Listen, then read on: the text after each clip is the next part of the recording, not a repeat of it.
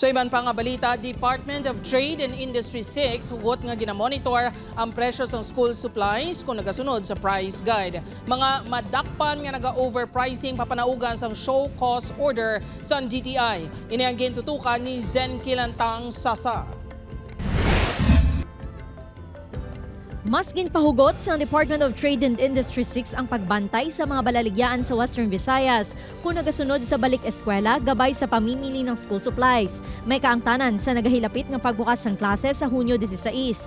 Santo sa price guide nga ginpagwa sang ahensya, nagabilis ang 15 tubtob 52 pesos ang notebooks samtang 15 tubtob 48 pesos and 75 centavos ang pad papers, 11 pesos tubtob 24 pesos ang lapis, 3 pesos tubtob 33 pesos ang ballpen, 15 tubtob 69 pesos ang sharpeners, 4 pesos and 50 centavos tubtob 20 pesos naman ang erasers, kag 12 tubtob 114 pesos ang Crayola.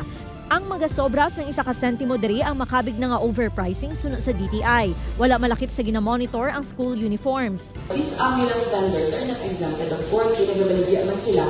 But what we do, no, kung may akit ng auto-spot monitoring, no, pwede na sila natin mag-cover. But as to the trending of prices, get the stores with permanent location. Sa 89 kabalaligyaan nga ginamonitor sang DTI 6, wala pa sang may nakitaan nga naga-overpricing. Apang sa tion nga may ma-report nga establishmento nga nagalapaw sang presyo, isyuhan ini sang show cause order sa ahensya. Quality is not commensurate to the price. It would be considered as factors for Deceptive Sales Act. So, the Consumer Act will apply.